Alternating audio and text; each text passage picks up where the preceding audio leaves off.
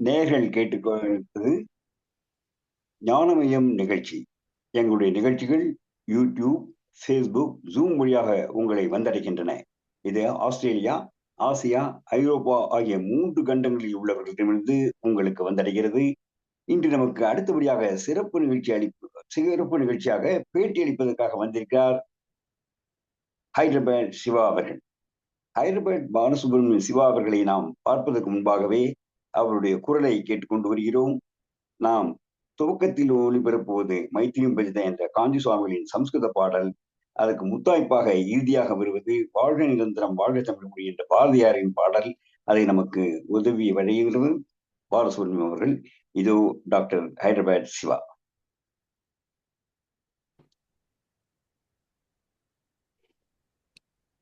நமஸ்காரம் சார். நன்றி நன்றி. உங்களுடைய அருமையான கச்சேரிகள், இசை நிகழ்ச்சிகளுக்கு நடுவே எங்களுக்கும் நேரத்தை கொடுத்தீர்கள். அதுக்கு முதலிலேயே நன்றியை தெரிவித்துக் கொள்கிறேன். முதலாவதாக ஒரு கேள்வி. உங்களுடைய அருமையான குரலை நாங்கள் கேட்டுக்கொண்டு வருகிறோம். எப்படி இசைத்துறையில் உங்களுக்கு ஆர்வம் ஏற்பட்டது?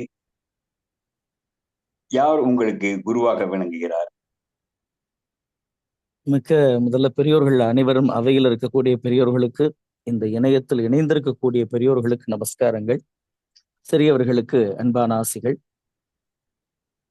அடியனுடைய குடும்பம் ஒரு சிவாச்சாரியார் சமுதாயத்தை சார்ந்த காரணத்தால் எல்லாருமே அந்த ஆரம்பத்திலேருந்தே பூஜைகள் அந்த ஈடுபாடுல இருக்கிறது. குழந்தையிலேருந்தே அந்த பழக்கத்துல வந்துட்டோம். நாதரூபமாக இருக்கக்கூடிய முருகப்பெருமானை பூஜிக்கக்கூடியது எங்களுடைய குடும்ப வழிமுறை. அது தண்டாயுதபாணி சுவாமி பூஜை. ஸோ அந்த ஒரு தொடர்பு ஹைதராபாத்துக்கு என்னுடைய 15வது வயதுல வந்த பிறகு ஒரு தாய் தந்தையரை குடும்பத்தை விட்டு வந்த ஒரு பிரிவு காலகட்டங்கள்ல என்னமோ அந்த இசை மேல ஒரு ஈடுபாடு. சுவாமிகிட்ட உட்காந்து பாடிட்டு இருப்பேன். எதையாவது அர்ச்சனை பண்ணும்பொழுது ராகமா பண்றதை பார்த்துட்டு சில மியூசிஷியன்ஸ் அங்க வருவாங்க. அங்க நிகழ்ச்சிகள்லாம் நடக்கும். அப்போ அவர்கள் ரொம்ப அழகா பாடுறியே, என்னன்னா பாட்டு கத்துக்கலாமே அப்படின்னு சொல்லி ஒரு ஆர்வத்தை உருவாக்க அப்ப உருவானதுதான் என்னுடைய இசை பயணம். வள்ளி தெய்வ சேனா சமேத சுப்பிரமணிய சுவாமி கோயில் செகண்டராபாத்னு சொல்லக்கூடிய இடத்துல ஹைதராபாத் அருகே. அதனாலதான் அந்த ஹைதராபாத் சிவான்னு ஒட்டின்னு வந்தது. முருகப்பெருமான் சன்னதியில தான் உருவானது இந்த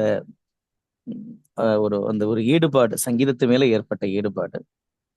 ஒரு கிளாசிக்கல் சிங்கரா தான் என்ன துவக்கங்கள்ல ஆரம்பிச்சேன். நான் சென்னைக்கு ஒரு 19 வயசுல சென்னை வந்துட்டேன் சங்கீதம் படிக்கிறதுக்காக.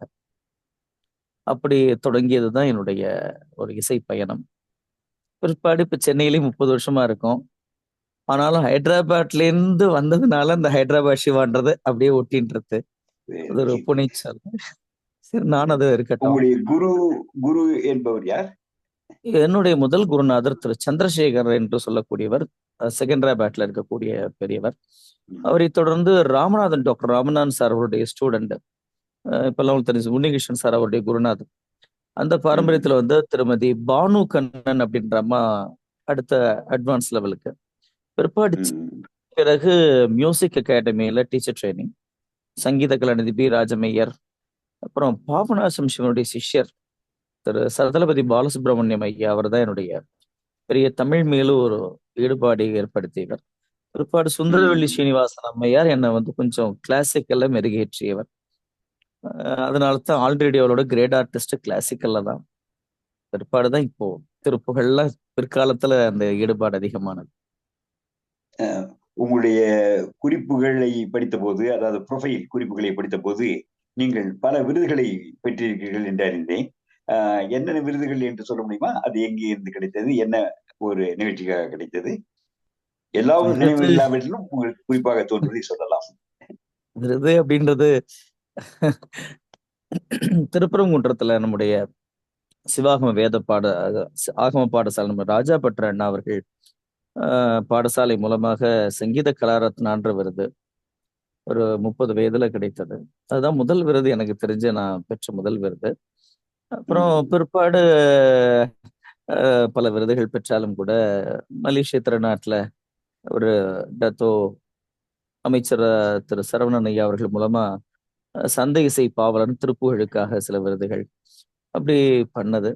இருந்தாலும் முருகப்பெருமான் மீது செய்த ஆய்வு தான் எனக்கு கிடைச்ச பெரிய விருதா நினைக்கிறேன். ஏன்னா அரங்கிசை வடிவங்களில் முருகன் அப்படின்ற தலைப்புல நான் பண்ண ரிசர்ச் தான் எனக்கு பெரிய ஒரு அந்த ஒரு என் குடும்பம் முருகப்பெருமானுக்காக வாழ்ந்த குடும்பத்துக்கு நான் செய்யற ஒரு பெரிய நன்றி கடனா நினைக்கிறது முருகப்பெருமான் மீது செய்த ஆய்வு. அதுதான். நல்லது. உங்களுடைய பெயரில் டாக்டர் சிவா என்றிருக்கிறது. உங்களுடைய கல்வி பெரிய கல்வியை படித்திருக்கிறீர்கள், பெரிய யோகியதாம்சம் கிடைத்திருக்கிறது. என்ன பட்டம், எந்த விஷயத்தை ஆராய்ந்து அந்த டாக்டர் பட்டத்தை பெற்றீர்கள்? சரியா சொல்லணும் அப்படின்னா, நான் சாதாரண எஸ்எஸ்எல்சி கிராமத்துல படிச்சுட்டு பொருளாதார சூழ்நிலை காரணமா தான் ஹைதராபாத் போனது. ஸோ நான் வெறும் ம்ஹும். 10வது படிச்சுட்டு போயிட்டு சென்னை மீண்டும் 19 வயசுல வந்த பிறகு மியூசிக் அகாடமியில டீச்சர் ட்ரைனிங் கோர்ஸ் படிச்சோம். அப்பெல்லாம் வந்து இஎஸ்எல்சின்னு சொல்ற 8th படிச்சிருந்தா போதும் டீச்சர் ட்ரைனிங் பண்ணலாம். பட் என்னுடைய 10வது அடிப்படையா வச்சு அந்த டீச்சர் ட்ரைனிங் பண்ணிட்டு மியூசிக்ல பிஏ பண்ணோம். பிற்பாடு ம்ஹும். எம்ஏ இதெல்லாம் மெட்ராஸ் யூனிவர்சிட்டியில செஞ்சுட்டே அதாவது வேலை பார்த்துட்டு படிச்சுட்டு அப்படியே செஞ்சது. பிற்பாடு ம்ஹும். விவேகானந்தா கல்விக் கழகத்துல இணைந்து பணியாற்றும் ஸ்கூல்ல.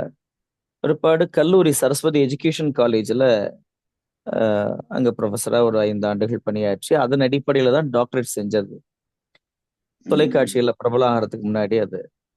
ஸோ அந்த வகையில அண்ணாமலை பல்கலைக்கழகத்துல தான் ஆய்வு. அஹ் அரங்கிசை வடிவங்களில் முருகன் அப்படின்ற தலைப்பு. ம்ஹும். அதாவது இப்போ உதாரணத்துக்கு வர்ணங்கள் அப்படின்னு எடுத்துட்டோம்னா எல்லா வர்ணங்களுமே ஆரம்ப பாடங்கள்ல எல்லாம் பெருமாள் பேர்ல தான் இருக்கும், எல்லாமே கிருஷ்ணர் பேர்ல. அது அது ஓகே, ம்ஹும். அது ஒரு வழக்கு. அப்போ ஏன் சிவன் பேர்ல இல்லையா, இல்ல முருகன் பேர்ல இல்லையா, இல்ல அம்பாள் பேர்ல இல்லையா, ஏன் இல்லைன்ற போது அவர்கள் ஒரு கல்வியை உருவாக்கிட்டாங்க அந்த மாதிரி ஆரம்ப பாடத்திட்டத்துக்கு. அப்ப அந்த ம்ஹும். நோக்கத்துல தேட போக முருகன் பேர்ல 123 வர்ணங்கள் எனக்கு கிடைக்கப்பட்டது கிட்டத்தட்ட. ஸோ அதுல சமஸ்கிருதத்திலேயே பார்த்தீங்கன்னா ஒரு 20 வர்ணம் இருக்கு, தெலுங்குல ஒரு 12 15 வர்ணம் இருக்கு, தமிழ்ல ஒரு ம்ஹும். 80 வர்ணங்கள்னு இருந்தது. ஸோ இருக்கின்றது எடுத்துக்கொள்ள பலருக்கு மனமில்லை அப்படின்னு நினைச்சிட்டு என்னுடைய ம்ஹும். ஆய்வில் அதை கொடுத்திருக்கேன் முருகப்பெருமான் மேல. அந்த முருகப்பெருமானை அடிப்படையாக கொண்டுதான் என்னுடைய ஆய்வு இருந்தது. நான் முதல்ல கொடுத்தது ம்ஹும். ஆய்வோட தலைப்பு அருணகிரி கண்ட ராமனும் அருணாச்சல கவி கண்ட ராமனும் தான் தலைப்பு கொடுத்தேன். ஆமா. பட் அது அருமையான தலைப்பு. அக்செப்ட் பண்ணிக்கல அவங்க அந்த நேரத்துல. ஏன்னா எனக்கு ம்ஹும். அந்த வர்ணனை ராமனை அவர்கள் வர்ணனை பண்ண விதம் பிடிச்சிருக்கும். அருணகிரியாரும் சரி, அருணாச்சல கவிராயரும் சரி. அப்புறம் சரி இது முருகன் திருவுருள் திருப்புகழ் இப்படிதான் பண்ணணும்னு சொல்லிட்டு அந்த அரங்கிசை வடிவங்கள் ஸ்டேஜ் கான்செப்ட் ஸ்டேஜ் பெர்ஃபார்மன்ஸ்ல முருகப்பெருமான் ஐட்டம்ஸ் அப்படின்றது என்னுடைய ம்ஹும். தீசஸோடது. அதற்காக முனைவர் பட்டம் கொடுத்தாங்க. நல்ல விஷயம். முழுக்க முழுக்க முருகனின் அருள் இருப்பது உங்களுடைய பேச்சிலிருந்தே தெரிகிறது. மிக்க மகிழ்ச்சி. அடுத்தபடியாக ஒரு கேள்வி. நீங்கள் பல ட்ரஸ்டுகள், பல இசைப்பள்ளிகள் இவைகளை எல்லாம் நடத்தி சேவை செய்து வருகிறீர்கள் என்று உங்களுடைய ப்ரொஃபைல் மூலமாக அறிந்தேன். என்ன ட்ரஸ்ட், என்ன இசைப்பள்ளி என்று சொல்ல முடியுமா? அதாவது நான் வருகின்ற காலத்துல ரொம்ப ஒரு அதாவது ஒரு வாரிசா இருந்துட்டோம்னா அது சுலபமா என்ட்ரி ஆகுறது ஈஸியா இருந்தது மியூசிக் ஃபீல்ட்ல. அப்ப எனக்கு ம்ஹும். அதற்கான வாய்ப்பு ரொம்ப தடுமாற்றமா தான் பிற்காலத்துல கிடைச்சது. என்னுடைய தந்தையாரெல்லாம் பூஜை செய்யக்கூடிய பணியில் இருக்கக்கூடிய ஒரு ஃபேமிலி எல்லாருமே. அதனால ஒரு இடத்துல ம்ஹும். கச்சேரிக்கு போய் கேட்கிற போது நீ யாரு, யாரோட கத்துக்கிற, உங்க அப்பா பாடுவாரா, அம்மா பாடுவாங்களான்றது ஒரு வழக்கமான இதெல்லாம் இருந்தது. ஸோ அது என்ன ஒரு தாக்கத்தை ஏற்படுத்தியிருந்த நம்ம நாளைக்கு நம்ம 10 பேர் இது மாதிரி உருவாக்கணும், அவர்களுக்கு அந்த வாய்ப்புகளை கொடுக்கணுன்ற எண்ணம் அப்பயே இருந்தது. அதன் வெளிப்பாடாக 2002ல வந்து 3ல வந்து இந்த சுகி நிகேதன் ஆர்ட்ஸ் அகாடமி அப்படின்னு ஒரு ம்ஹும். இசைப்பள்ளி ஆரம்பிச்சேன் வெள்ளிவாக்கத்துல. சுகின்னா சந்தோஷம், நிகேதன்னா இருப்பிடம், ஆர்ட்ஸ் ம்ஹும். அகாடமின்றது கலைக்கூடம்ன்ற மாதிரி சுகி நிகேதன் கலைக்கூடம்ன்ற மாதிரி ஆரம்பிச்சோம். அப்போ ம்ஹும். நிகழ்வுகள்லாம் செய்யணும் அப்படின்னா அதற்கு ஃபண்ட் தேவைப்படுது. எல்லாம் மிடில் கிளாஸ் குழந்தைகள், அவங்கள்ட்ட போய் ஃபண்ட் எல்லாம் கேட்டுன்னு இருக்க முடியாது, குழந்தைகள்ட்ட கேட்க கூடாதுன்ற எண்ணத்துல இந்த ஒரு ம்ஹும். 80G ட்ரஸ்டா எஜுகேஷன் ட்ரஸ்டா இந்த கலைக்கூடமானது பதிவு செய்யப்பட்டு கிட்டத்தட்ட ஒரு 300 குழந்தைகள் அந்த காலங்கள்ல இருந்து ஒவ்வொரு ஆண்டுக்கும் குறைஞ்சது ஒரு 100 120 குழந்தைகள் சர்டிபிகேட் கோர்ஸ் நடத்தினோம். Plus lower and higher examination நம்ம தமிழக அரசு நடத்தியது. இப்ப அதெல்லாம் இழுத்து மூடிட்டாங்க அரசாங்கம் நல்லபடியா.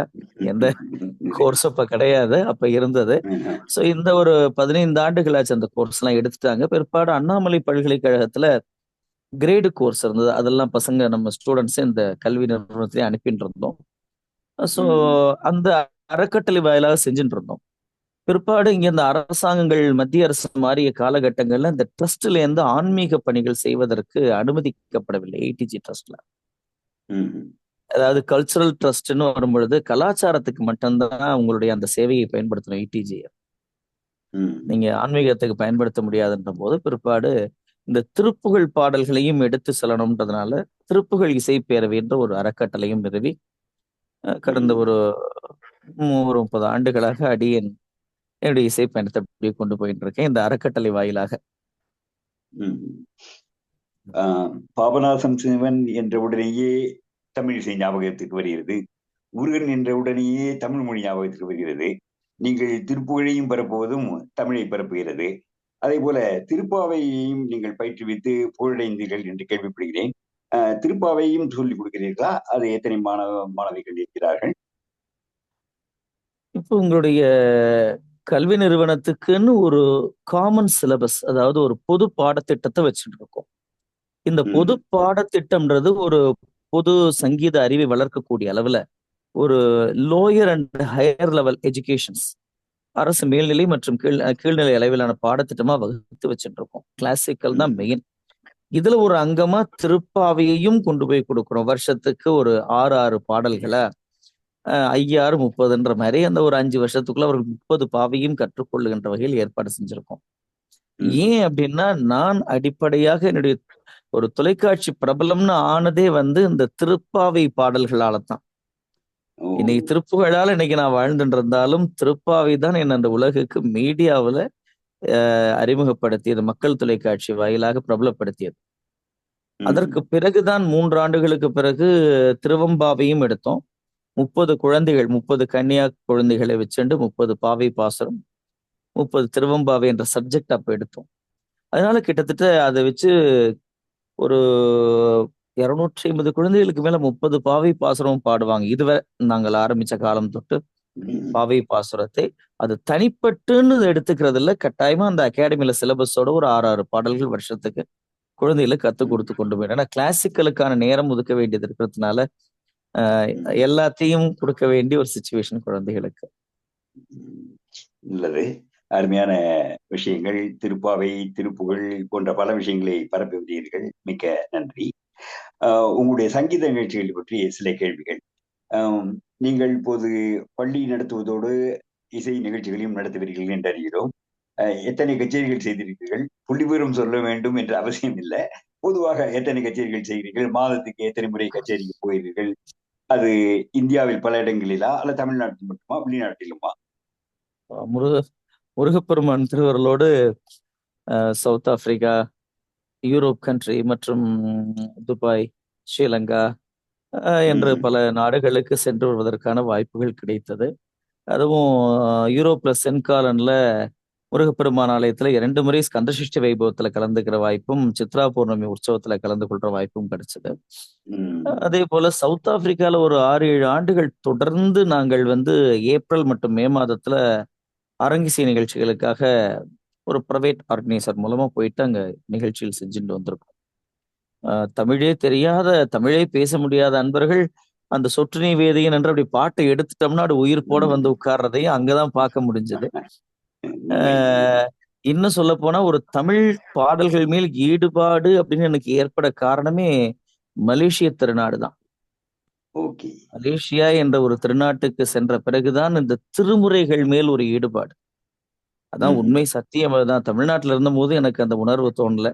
என்ன பண்றதுங்க, எங்க ம். பூமியை புண்ணிய பாரத பூமி, அதுவும் தமிழக பூமியை வேற ஒரு பூமியா சொல்லி ஓகே. வச்சுட்டோம். அதனால நிஜம் உண்மை அதுதான். ஆனா அங்க ஒவ்வொரு இல்லங்களிலும் திருமுறை ஒலிக்கிறத பார்த்துட்டு எனக்கு ஒரு ஈடுபாடு. புதிதா இங்க ம், ஒரு அகாடமி கட்டியிருக்கோம். இந்த இடத்துல மாதா மாதம் தமிழ் மாதம் முதல் நாள் திருமுறை ம், பாராயணத்தை குழந்தைகள் நாங்கள்லாம் இணைஞ்சு பண்ணிட்டு இருக்கோம். ம். அதற்கான உயிரோட்டத்தை தந்தது மலேசியா. அதே போல மலேசியா. இலங்கையில, ஆமா, இலங்கையில ஒவ்வொரு ஆண்டும் முன்னீச்சரத்துல ஆலயத்துல திரு ஆலய தர்மகர்த்தா பத்மநாப ஐயா அவர்கள் இந்த வசந்த ம், நவராத்திரி மற்ற நவராத்திரிக்கு அழைத்து வடிவாம்பிகை ம், பிள்ளை தமிழ் பாடுவதற்கும், அபிராமி அந்தாதி பாடுவதற்கும் வருடா வருடம் அந்த பாராயணத்துக்கு ஏற்பாடு பண்றார். ஸோ இதெல்லாம் ஒரு ஆத்மார்த்தமா செய்யக்கூடியது. நான் என்னுடைய நோக்கம்ன்றது அரங்கத்தை நோக்கி மட்டும் இல்லாமல் சுவாமியை நோக்கி தான் இருக்கும் எப்பயுமே ரொம்ப. இப்ப கூட புதிய சப்ஜெக்டா திருப்புகழ் சப்தாகம்னு எடுத்து பண்ணிட்டு இருக்கோம். ஸோ இதெல்லாம் வந்து சுவாமி ஒரே நோக்கம்தான். இந்த இசையை வைத்து குழந்தைகளிடத்தில் பக்தியை எடுத்து சென்ற வேண்டும். அவ்வளவுதான். வேற எதுவும் பெரிய நோக்கம் இல்ல.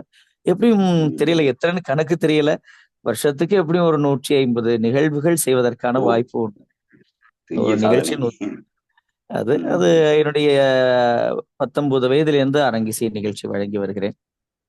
அது வயது இப்ப பரவாயில்ல. 50 அப்படியே ஆக நான் போகுது. நூற்றுக்கணக்காக என்று சொல்றதுக்கு ஆயிரக்கணக்கான கச்சேரிகள் என்றும் நீங்கள் சொல்லலாம். ரொம்ப நிச்சயமா, நிச்சயம். சந்தோஷமாக இருக்கு கேட்கவே. மற்றொரு கேள்வி எழுகிறது. எல்லோரும் முதலில் யாராவது ஒருவரை பின்பற்றித்தான் பாட ஆரம்பிப்பார்கள். அதாவது எம்.எஸ். சுப்புலட்சுமி போல ஒருவர் பாடினார் என்போம், எம்.எல். வசந்தகுமாரி மாதிரி பாடினார் என்போம், அல்லது கே.பி. சுந்தராம்பாள் மாதிரி பாடினார் என்போம், அல்லது அரியக்குடி, செம்மங்குடி, அல்லது பாலமுருகி கிருஷ்ணா என்றெல்லாம் சொல்லுவோம். அதுபோல உங்களுக்கு ஒரு குருவாக, அதாவது மானச ரோல் குருவாக மாடல். விளங்கியவர் யார்? எந்த பாணியை நீங்க பின்பற்றுகிறீர்கள்? உங்களுக்கென்று ஒரு தனிப்பாணி உண்டா? நிச்சயமா. நான் இது கொஞ்சம் ஒரு ஒரு தெளிவான சின்ன விரிவாவே கொடுக்க விரும்புறேன் பதில். கிராமங்கள்ல நாங்க ம். வந்து ஆல் இண்டியா ரேடியோவுல வரக்கூடிய நிகழ்ச்சி கேட்கறது தான் எங்களுக்கு வழக்கம். திருச்சி வானொலி நிலையம். ஓகே. நாங்கெல்லாம் அறந்தாங்கி ஆவுடையார் கோயில் அருகே அறந்தாங்கி சுப்பிரமணியபுரம் சொந்த ஊர். ம். எங்களுக்கு அந்த வானொலியில் கேட்டு தான் 15, 16, 15 வயது வரை அதுதான். அதனால அங்க ரேடியோல எப்பயாவது எங்க அப்பா கச்சேரி, சங்கீத கச்சேரி வச்சா நம்பி மாத்தி சினிமா பாட்டு வைக்கிறது என்னுடைய குணமா இருக்கும். அப்படி இருந்த ம். நான் வந்து ஹைதராபாத்துக்கு வந்து எல்லாரும் பாடுறதுக்கு அந்த ஆலயத்துக்கு வரும்பொழுது, அந்த சங்கீதத்தின் மீது ஒரு ஈர்ப்பு ஏற்பட்டு தான் வந்தேன். அதுல ம். முக்கியமா அந்த வயசு 16 வயசுல எப்படின்னா, இவர்களுக்கு இவ்வளவு மவுஸ் கிடைக்குதே, இவ்வளவு பேர் புகழ் கிடைக்குதே. அப்ப நம்மளும் நாளைக்கு சங்கீதக்காரனா வந்தா பேர் கிடைக்கும்ன்ற அந்த ஒரு ஒரு சபலமும் இருந்தது. அதான் உண்மை. ஆனா ம். பிற்பாடு அது வந்து அவ்வளவு ஈடுபாடா மாறும்னு எதிர்பார்க்கல. இருந்தாலும் அப்ப திரு உன்னிகிருஷ்ணன் சார் பாட்டு, ஜெயசுதாஸ் சார் பாட்டு ரொம்ப நிறைய கேட்பேன் விரும்பி. ம்ஹ்ம். அதாவது சங்கீதமே அறிவதற்கு முன்பு சங்கீதம் கத்துக்க ஆரம்பிச்சோன்னு ஜி.என். பாலசுப்ரமணியம் சார், அந்த மாதிரி ம். பெரிய அவங்களுடைய சங்கீதங்கள் கேட்க Thanjavur Kalyanaraman sir, TN. Seshagopalan sir சங்கீதம் கேட்பேன். பிற்பாடு ம். ஒன்று உணர்ந்து கொண்டோம். என்னன்னா, மற்றவர்களைப் போல் பாடினா நம்ம ஜெயிக்க முடியாதுன்றத நான் கொஞ்சம் தாமதமா உணர்ந்தேன். ஆரம்பத்துல சரி. நான் பாடுனா உன்னிகிருஷ்ணன் சார் மாரி பாடுறாரு. ஏன்னா உன்னிகிருஷ்ணன் மாரி பாடுறேன்னு சொல்லி தான் என்ன சவுத் ஆப்பிரிக்காலாம் அழைச்சுன்னு போனாங்க. ம்ஹ்ம். பிற்பாடு எனக்கு அதுல உடன்பாடுல ஹைதராபாத் சிவாக்குன்னு தனி ஒரு ஐடென்டிஃபிகேஷன் வேணுன்ற மாரி யோசிச்சேன். பிற்பாடு ம். என்னுடைய அரங்கிசைகளை வடிவமைச்சேன். ம். முதல்ல அப்படி கிளாசிக்கலா ஒரு 1/2 அன் ஹவர், அப்புறம் பிற்பாடு முழுக்க தமிழ் கீர்த்தனைகளா எடுத்துப்பேன். ஒருவேளை ஆந்திராவா ம். இருந்ததுன்னா முழுக்க அன்னமாச்சாரியார், ராமதாசன்ற அந்த பாமர மக்களுக்கு ஏதுவான சங்கீதமா எடுத்துப்பேன். முதல் ம். ஒரு 1 1/2 மணி நேரம் கச்சேரில 1/2 மணி நேரம் கிளாசிக்கலா நம்ம திறமையை காமிச்சிடுறது. அப்புறம் ம். அவர்களுக்காக பாடுறதுன்ற ஒரு அவர்களுக்காக மட்டும். யோசிச்சது. அது பிற்காலத்துல இப்ப என்ன ஆயிடுச்சு, தொலைக்காட்சியில வந்து பிரபலமான உடனே, எனக்கு அந்த சங்கீதத்தையே முழுக்க தள்ளிட்டு, முழுமையாக தமிழ் பக்கம் இழுத்து கொண்டு போய் என்ன விட்டுட்டாங்க. அதனால ம். எந்த நிகழ்ச்சி என்ன புக் பண்ணாலும், ஐயா தமிழ் ஒரு தமிழ் அரங்கிசை நிகழ்ச்சின்னு சொல்லி தான் புக் பண்றாங்க. நான் ஒருவேளை ஓ, கிளாசிக்கல் பாட ஆரம்பிச்சுட்டா உடனே பேப்பர் வந்துரும். இல்ல, இல்ல உங்கள நாங்க அதுக்காக கூப்பிடல. திருப்புகழ் பாடுங்க, திருமுறை பாடுங்கன்னு கொண்டு வரும். ஆனா திருமுறை ரொம்ப நான் திருமுறை எங்களோட ஆத்மார்த்தமா பண்றோமே தவிர, திருமுறை ம். நிகழ்ச்சிகளுக்கு நான் பெரிய முக்கியத்துவம் குடுத்து அதுக்கு ஏன்னா அதுக்குன்னு ஓதுவார்கள் நெறைய இருக்காங்க பாட. இருக்காங்க. அது அந்த பத்ததியோட. அதனால திருப்புகழை எடுத்துச் செல்ல வேண்டும். வேற எந்த ம். நோக்கமும் கிடையாது. இப்ப கூட கல்யாண்ஜி வந்து அந்த கந்தபுராண பாடல்லாம் பண்ணுவோம்னு சொல்லிட்டு இருக்காரு. ஆசைதான். எனக்கு என்ன இப்ப குதிரை ம். கடிவாளம் போட்ட மாரி திருப்புகழ், திருப்புகழ், திருப்புகழ்ன்னு அந்த கடலுக்குள்ளேயே நீராடுவதற்கு விரும்புறதுனால, இந்த இப்ப கூட பாம்பன் சுவாமிக்காக ஒரு புஸ்தகம் குடுத்து ரெடி பண்ண சொல்லியிருக்காங்க. நான் சொல்லிட்டேன் ஓகே. முதல்ல என்னுடைய இலக்கு முருகன், அருணகிரி. ம். ம். இப்ப முற்றோதலாக கிட்டத்தட்ட ஒரு 400 பாடல் முடிச்சுட்டோம். மற்றதையும் சுவாமி ம். திருவருள்ல பண்றோம். அந்த நோக்கம் இருக்கிறதுனால, தனி ம். ஸ்டைல் அப்படின்றது இல்லாம முருகன் தான் என்னோட ஸ்டைல்ன்னு வச்சுட்டேன் இப்போ. சரி. ஓகே. Very good. ரொம்ப சந்தோஷமா இருக்கு கேட்பதற்கு. இறுதியாக ஒரு கேள்வி. நம்முடைய நேரம் நெருங்கி விடுகிறது. அ பல புதுமைகளையும், சாதனைகளையும் படைத்திருக்கிறீர்கள். அ திருப்புகழ் சப்தாகம் இது மாதிரி எல்லாம் ஒரு புதுமையான திட்டங்களை வகுத்து அதை நிறைவேற்றி வருகிறீர்கள். இன்னும் என்ன செய்ய ஆசை இருக்கிறது? உங்களுடைய எதிர்கால திட்டம் என்று மனதில் ஏதாவது இருக்கிறதா? முருகப்பெருமானுடைய நமக்கு கிடைத்த கிட்டத்தட்ட 1330 சொச்சம். இந்த திருப்புகள் முழுமையாக பதிவேற்றம் செய்யப்பட வேண்டும். பண்ணோடு தாளங்களோடு. அதை மட்டும் வேற எந்த ஆசையும் இல்லை. இதை முதல்ல செய்யணும். அதற்கான முயற்சியை முன்னெடுத்து ஒரு 400 பாடல்கள் செஞ்சுட்டோம். இப்போ பழனியம்பதியும் சுவாமி மலையும் முற்றோதலாக தயார் செய்து கொண்டிருக்கோம். திருத்தணி, கதிர்காமங்கள் நிறைவு செய்தோம். கதிர்காமம் இலங்கையில் இருக்கக்கூடிய எல்லா முருகப்பெருமானுக்கான திருப்புகளும் அருப்பணாமலை, திருவண்ணாமலை அதெல்லாம் முடிச்சாச்சு. தற்பொழுது இந்த பணிகள் போயிட்டு இருக்கு. அதனால எவ்வளவு நம்முடைய ஆயுளுக்குள்ள ஒரே ஒரு ஆசை, திருப்புகள் 1300 பதிவுகளில் இருக்கின்றது என்ற ஒரு நற்காரியத்தை செய்யணும். வாரியார் சுவாமிகள், வள்ளிமலை சுவாமிகள் பத்தி இப்ப ஐயா பேசினாங்க, பெங்களூர் ஐயா. அவங்க இவ்வளவு அறிவியல் வளர்ச்சி இல்லாத காலத்திலேயே மக்களிடத்துல அதை எடுத்து செல்ல அவர்கள் போராடி செஞ்சிருக்காங்க. இந்த அறிவியல் வளர்ந்த காலத்தில் நாம் இதை சாதிக்க வேண்டும்ன்ற ஒரே ஒரு பிரார்த்தனை. அதற்கு எத்தனை பேர் ஆதரவா கூட வந்தாலும் அவர்களையும் அரவணைத்து செல்வதற்கு தயாராக இருக்கும், உங்களையும் சேர்த்து. நல்ல ஒரு ஆசை. அதை நிறைவேற முருகப்பெருமான் அருள் கிட்டும் என்பதில் சந்தேகமே இல்லை. அதற்கு எங்களுடைய ஞானமயம் நேயர்களும் உங்களுக்கு வாழ்த்து தெரிவிக்கிறார்கள். அது விரைவில் நிறைவேற வேண்டும். அது நிறைவேறிய பிறகு மீண்டும் எங்களுக்கு அதை நிறைவேறிய விஷயத்தையும் சொல்ல வேண்டும் என்று அன்புடன் வேண்டுகிறேன். உங்களுடைய நேரத்தை தந்தமைக்கு மிக்க நன்றி. நல்ல விஷயங்களை சொன்னீர்கள். இது பல பேருக்கு ஊற்றுணர்ச்சி தரும். உங்களைப் போல மேலும் பல பாடல்கள் தமிழிசை பரப்பு வருவார்கள் என்பதில் சிறிதும் ஐயமில்லை. மீண்டும் பெறுக. நன்றி. நன்றி. என்னுடைய மனமார்ந்த நன்றிகள். என் பாடல் நீங்க ஒவ்வொரு நேரத்திலும் ஒளிபரப்புறத விஷயத்தை கேட்டு மிக்க மகிழ்ச்சி. இன்னும் பாரதியின் அந்த ஒளியானது எங்கும் ஒளிக்காட்டும். வணக்கம் ஐயா. நன்றி. நேயர்கள் இதுவரை கேட்டது ஞானமயம் நிகழ்ச்சி. ஆஸ்திரேலியா, ஐரோப்பா, ஆசியா ஆகிய நாடுகளிலிருந்து உங்களுக்கு வந்தடைகிறது. யூடியூப், ஃபேஸ்புக், ஜூம் வழியாக. மீண்டும் அடுத்த ஞாயிறு சந்திப்போம். வணக்கம். நன்றி.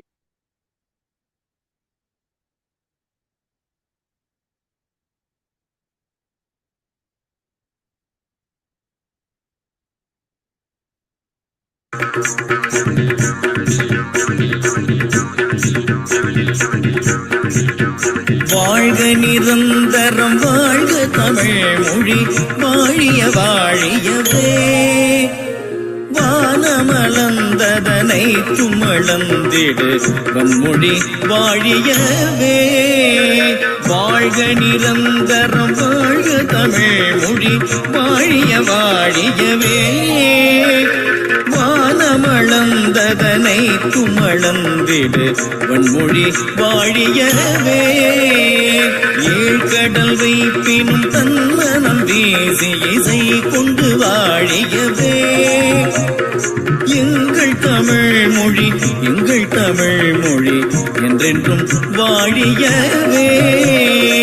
ஏழ்கடல் வைப்பினும் தன்மனம் வீசி இசை கொண்டு வாழியவே. எங்கள் தமிழ் மொழி, எங்கள் தமிழ் மொழி என்றென்றும் வாழியவே. சூழ்களி நீங்க தமிழ் மொழியோங்க துலங்குக வையகமே. சூழ்களி நீங்க தமிழ் மொழியோங்க துலங்குக வையகமே.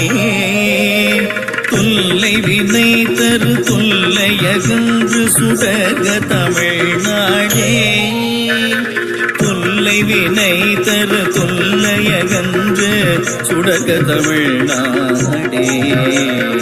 வாழ்க தமிழ் மொழி, வாழ்க தமிழ் மொழி, வாழ்க தமிழ் மொழியே. வானமறிந்ததனை துமறிந்து வளர்மொழி வாழியவே. வானமறிந்ததனை துமறிந்து வளர்மொழி வாழியவே.